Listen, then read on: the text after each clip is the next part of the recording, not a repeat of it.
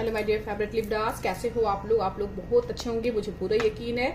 आज मैं आप लोग के लिए बहुत ही इंटरेस्टिंग वीडियो लेके आई हूँ जिसमें मैं बताने वाली हूँ कि अगर आप नो कांटेक्ट सिचुएशन में हैं, सेपरेशन में चल रहे हैं, जो भी लोग आप लोग जो है नो कांटेक्ट, डेफिनेटली मुझे यहाँ पर जो एनर्जी आते हैं, बहुत सारे लोगों के नो कांटेक्ट सिचुएशन आते हैं, डेफिनेटली ब्रेकअप हो रखा है एंड बात नहीं हो रही है बहुत दिनों से।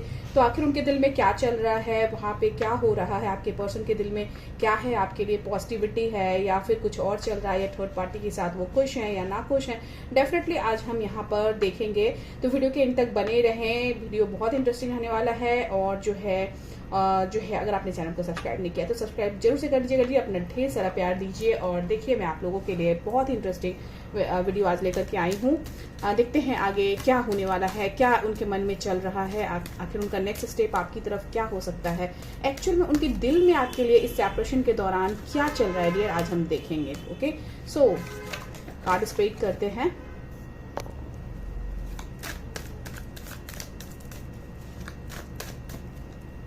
जो पहला कार्ड आया है डियर वो है 7 ऑफ वैंड्स,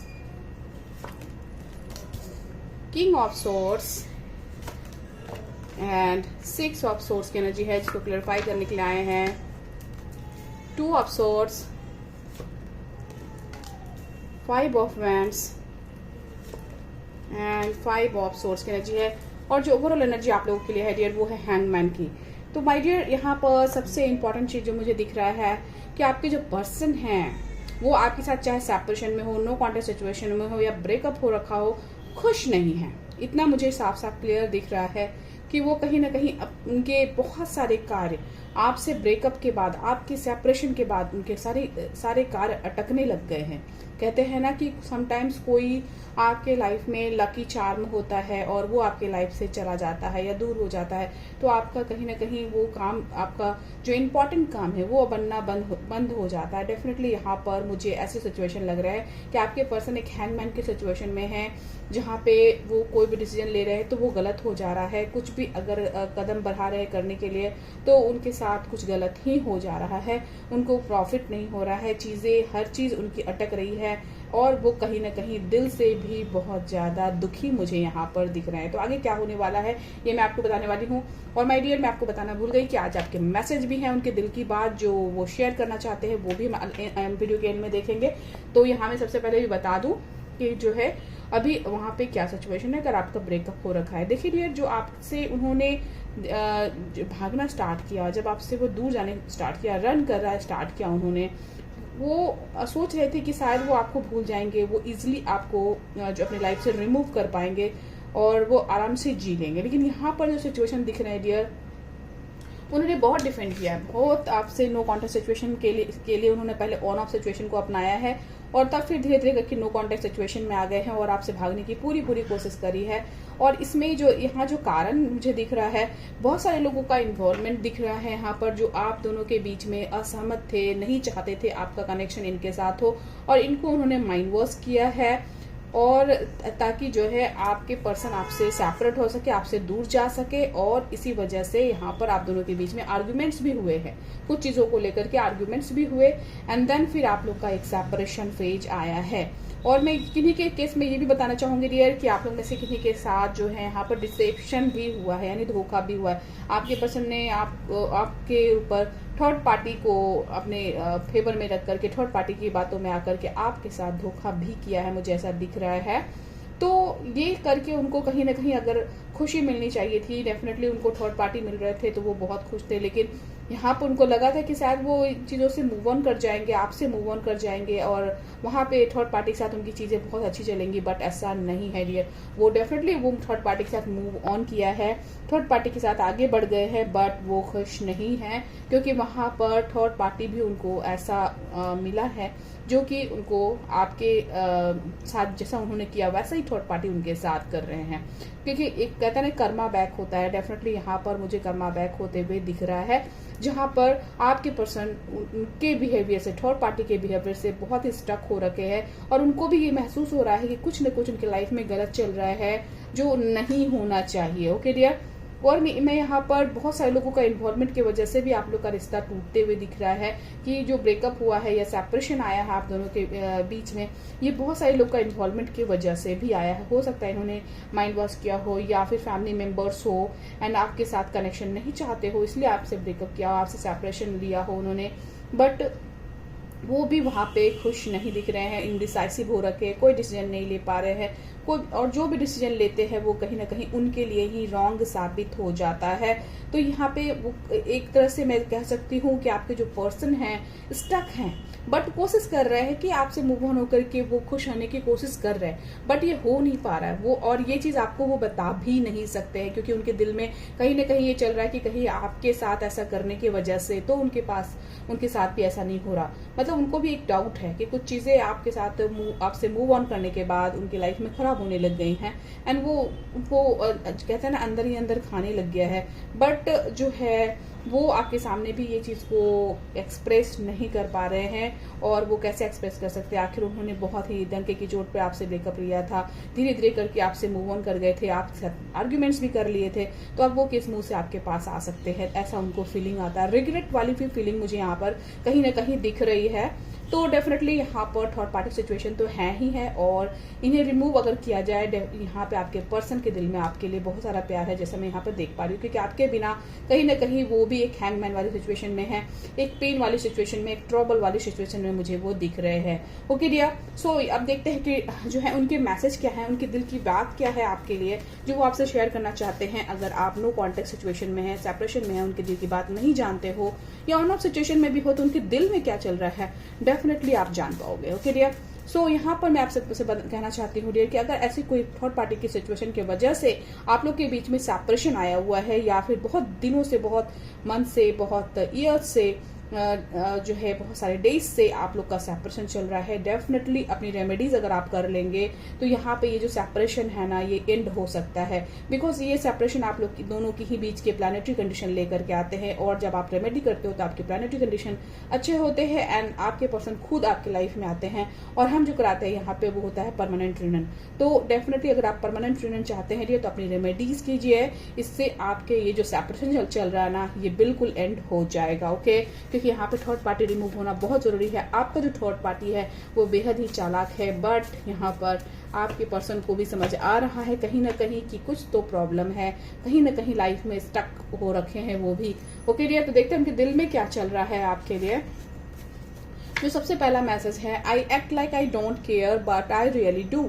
अब वो ऐसे बिहेव कर रहे हैं आपके साथ जैसे कि वो आपका बिल्कुल भी केयर नहीं करते हैं, बट वो कहीं ना कहीं वो केयर करते हैं आपका, वो आपसे ये दिल से कहना चाहते हैं, कह सकते हैं कि उनकी सोल की आवाज़ है, और उनके दिल की जो है दिल से जो मैसेज वो भेजना चाहते हैं वो आपको उन्होंने सेंड किया है। तो डेफिनेटली अगर आप अभी देख रहे हो डियर तो ये मैसेज आपके लिए है कि वो आपको केयर बिल्कुल भी नहीं कर रहे होंगे, आपको ऐसा लग रहा होगा, बट वो करते हैं, ये वो आपको बताना भी चाहते हैं।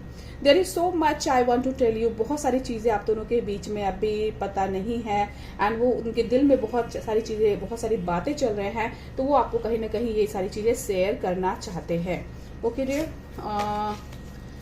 I am trying to manifest you, कहीं ना कहीं वापस फिर से आपको मैनिफेस्ट कर रहे हैं वो, क्योंकि कहीं ना कहीं वो थर्ड पार्टी के साथ खुश नहीं है, इसका मतलब ये क्लियर है माय डियर, तभी वो आपको मैनिफेस्ट कर रहे हैं वापस। Okay, you are the first thing I think about when I wake up. जब वो जगते हैं डियर, सबसे पहले वो कहता है ना कि जब इंसान जगता है तो सबसे पहले अपनी सबसे प्यारी चीज़ को याद करता है, और ये इंसान आपसे कहना चाह रहा है, ये आपकी जो पर्सन है, ये जो प्यारे पर्सन है आपके, वो डेफिनेटली आपको याद करते हैं जब वो जागते हैं सबसे पहले। Okay, so my last relationship was toxic, आपसे वो कहना चाहते हैं कि कुछ रिलेशनशिप उनके आपको शायद उन्होंने बताया, या फिर जिनके साथ अब भी है वो कहीं ना कहीं एक टॉक्सिक रिलेशनशिप है एंड वो वहाँ पे खुश नहीं है, ये आपसे कहना चाहते हैं जी। ओके, तो समटाइम्स किसी मजबूरी की वजह से भी आपके पर्सन थर्ड पार्टी में इन्वॉल्व रह जाते हैं, वो वापस नहीं आ पाते हैं, और जो है वहाँ पे कहीं ना कहीं ऐसे